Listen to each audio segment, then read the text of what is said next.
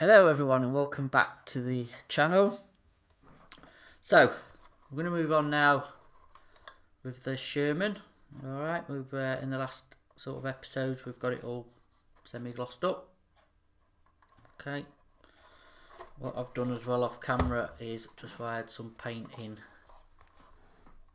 green paint that is just put a coat over a couple of the cans and just a base coat of an off-white just for the tin cans that's in the box. So nothing more. There's going to be a video on stowage. And I also just put a bit of a base coat of grey just on some of that and a bit of the tools and stuff. So next step is going to be some wear and tear and weathering. So I'm going to start with chipping.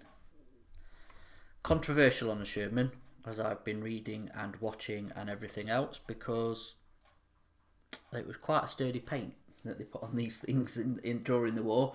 So I've been doing a bit of research, going down a rabbit hole as you do, just trying to get a gauge of kind of what they were painted in. So what I can gather from my knowledge, they were painted in a kind of enamel paint, which would have been back in the day a coach paint. I have used this in the past. I have sprayed it and it's smelly and it takes a long time to dry. But there was kind of, from my knowledge, two choices. There would have been the cellulose paint, lacquer paint, which was just a air dry kind of paint, and thinner, which is very prone for chipping. It's very soft, very prone for fading as well. And then you've got the enamel paint, which again was a lot harder, a lot tougher, and a lot harder wearing. So like I say, it's a lot harder than I thought to find any info on it, to be honest. Actually painting a real Sherman back in the day, there was, and then there's obviously myths about different shades and blah blah. Actually it's quite standardised, but again, from a modeller's point of view and an artistic point of view, it's a bit of a dull colour. So what I'm going to do anyway is, enough of the waffle, I'm going to do a bit of chipping. I'm not going to go overboard.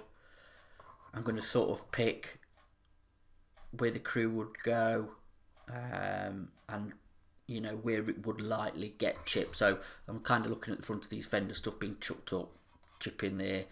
Probably this glass plate here, obviously where the gun sort of part is there as well, where the gun rests in for transport.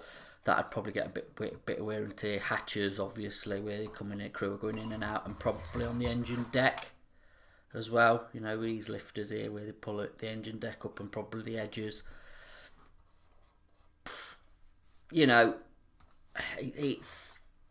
It's one of them things where it's very easy to get carried away with chipping, but it does look good as well. I think it adds another layer, it adds another texture, for a better word, whatever you want to call it, onto your model landscape. Once the dust and it does blend it all back in. So what I'm going to do is, I've got two Panzer Racers colours here. I'm going to make a light sort of greeny colour.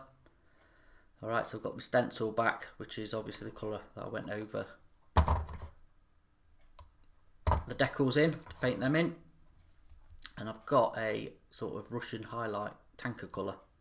Again, I think the shade's irrelevant, to be honest. You're just going to make sort of a light sort of greeny colour. So I'll get that mixed up. Again, chipping, there's quite a few ways of doing it. Air spray technique's one.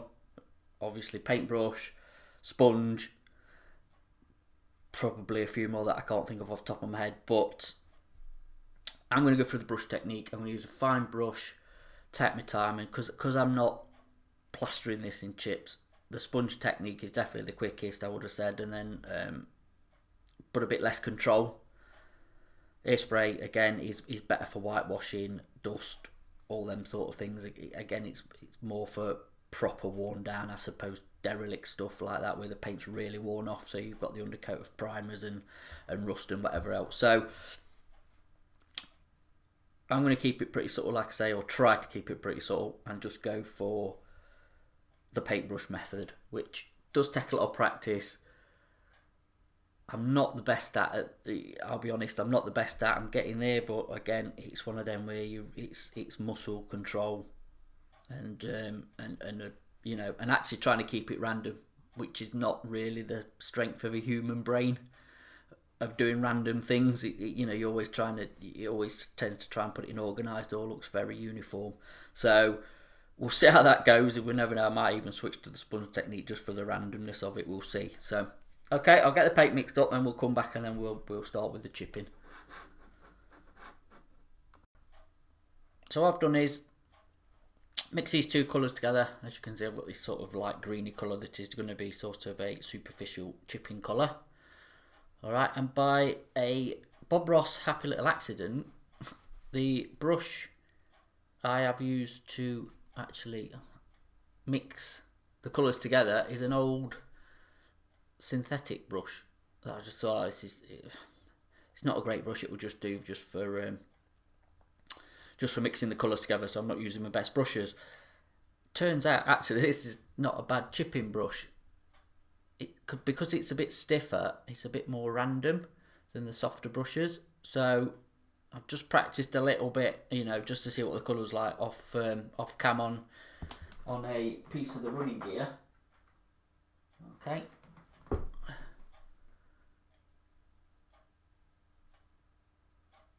And as you can see, it's not turned out too bad. So I'm going to run with this, see how this sort of brush goes with the colour, and we'll go from there really.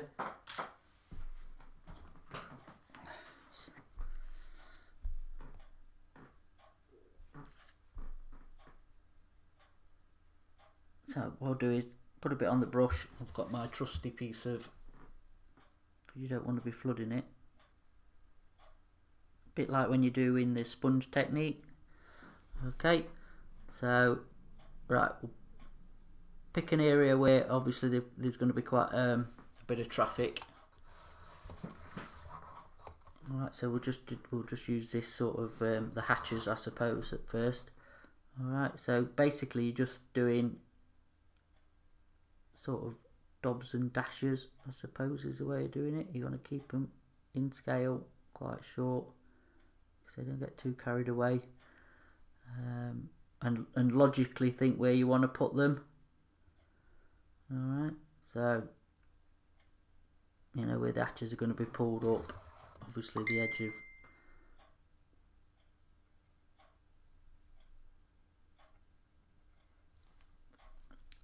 of these hatches here.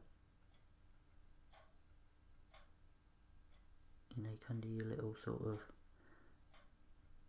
dobs and dabs and scuffs and whatever else you want, but yeah, if you concentrate around the edges as well, that just gives you a sort of a highlight as well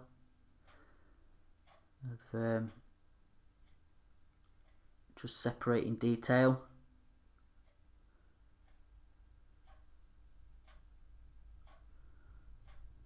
Alright, hinges would probably lose a bit of paint over time as well.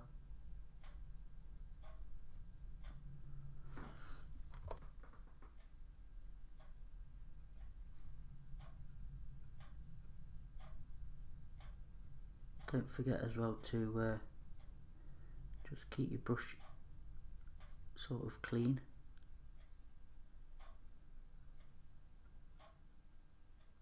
Obviously I'm using acrylics here, so they do dry out obviously a lot quicker than oil paints and stuff. Oil paints are actually very good for chipping as well. You've got a lot of time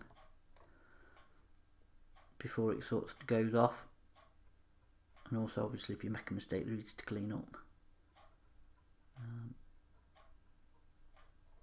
But yeah, so not to bore you to tears, we're doing a load of hours of chipping. Another thing that will probably get scuffed on a Sherman are these sort of things here.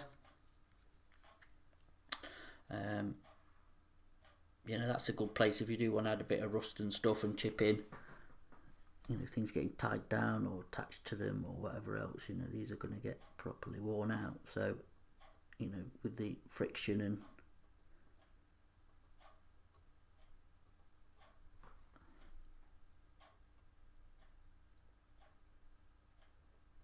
movement of the tank and things, you know, tie downs and stuff, or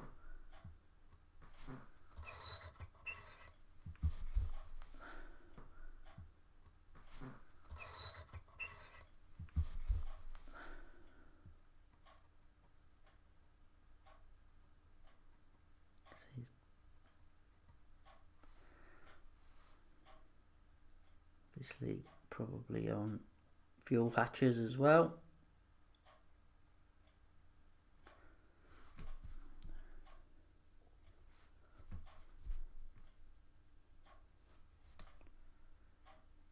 And where the tool clamps are.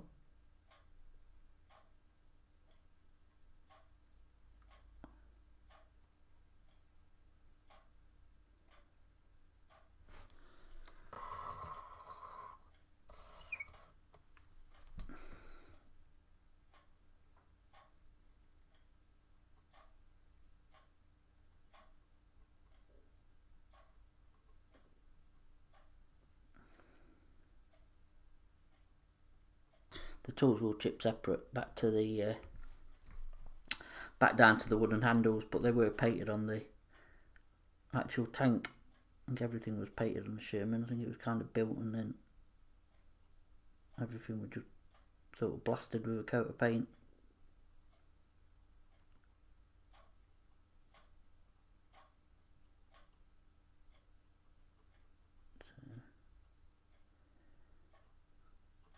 So okay, so we're not going to do hours and hours of chipping, but so I'll carry on when doing this. As you can see, just think logically where sort of crew would move,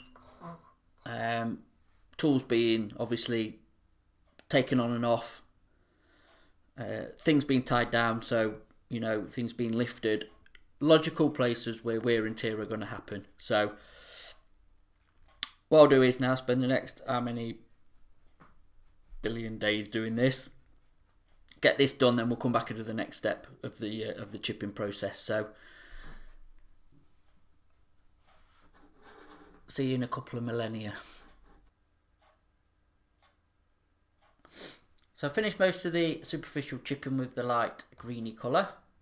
Okay, as you can see, mainly on the edges and obviously like I was saying where things would be worn. Next I'm going to start filling them in with a bit of dark chipping, I suppose if you want to call it that. I've got the Gen 3 dark rust colour, which I've put on my palette. So I'm going to just pick out certain spots, just fill in the centres.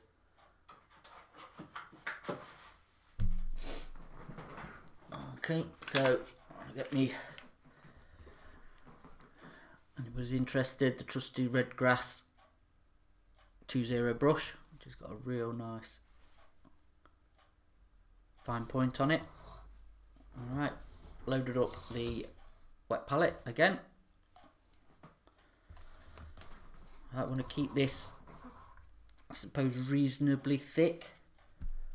So you don't really want to over thin this because you don't want it just flooding and going where you don't want it to go. So alright, so just pick a bit. So what we'll do is we'll get this on the cam.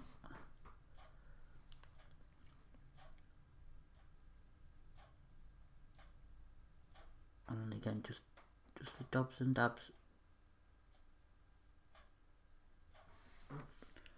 Just basically just to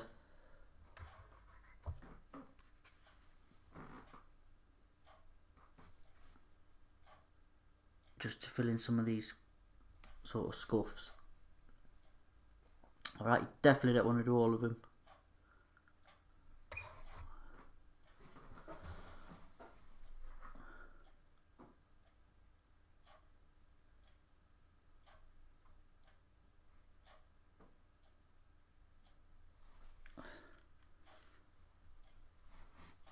So you're just going to do certain ones, like say where you want sort of a little like trace of rust, or where perhaps a trace of rust would come through, the bigger chips really.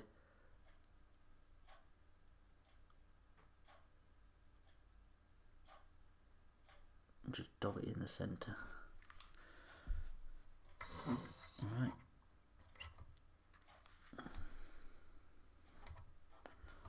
I've got the turret here. Okay, so again just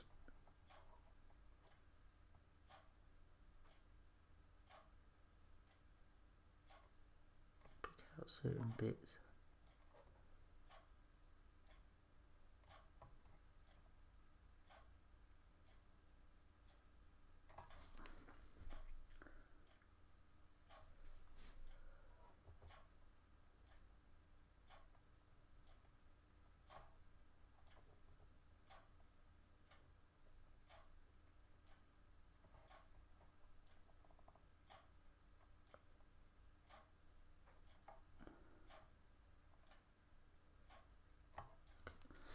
Okay, so you get the gist of what's going on there. So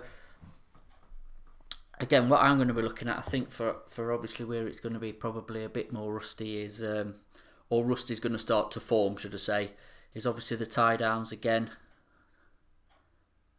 That's where it's going to get be abrasive if ropes or straps or whatever is rubbing through them as the movement of the tank. Obviously, again probably around the hatches, perhaps a bit round the front on these edges as well. Okay, and obviously around these front mud guards, or what's left of them, they probably have a splatter of the rust coming through because these are quite thin sheet steel. All right, so, and probably again where the gun will be sitting when it's in transport mode. So again, I'll go around, fill these in, and then we'll come back and move on to the next stage.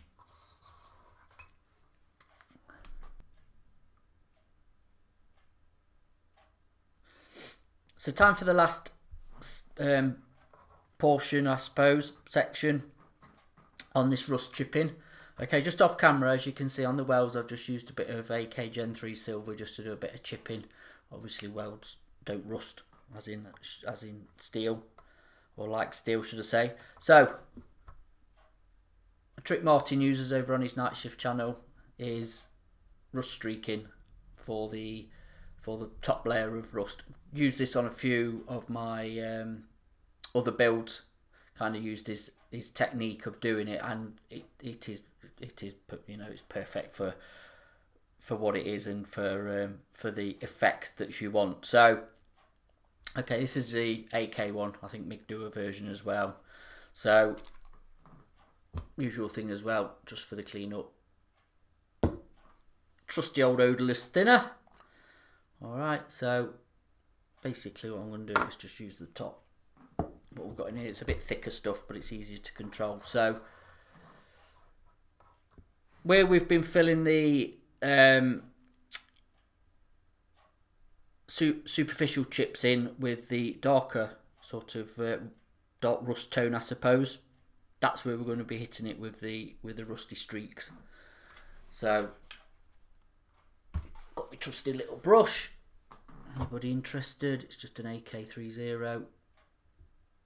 Love these brushes. These and the Atelieri, the blue handle brushes, really quite sturdy, brilliant for enamels really. So wouldn't advise going out with your best sort of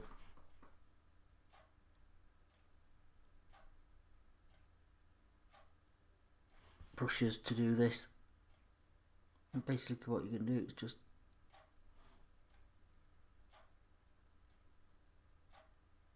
have it where you want it.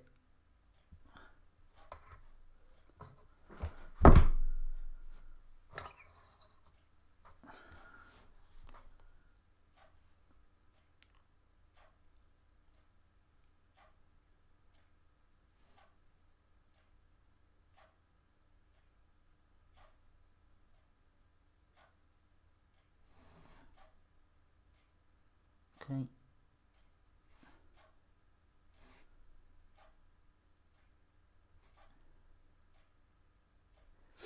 Anywhere where you want sort of more rusty appearance.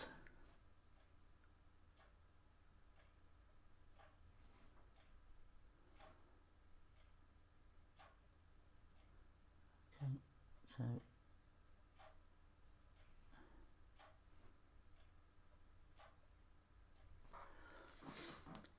so there you go. Again, what I'll do, carry the rest off camera, so you're not just watching me filling scratches over scratches and stuff. And then we'll come back, let it dry.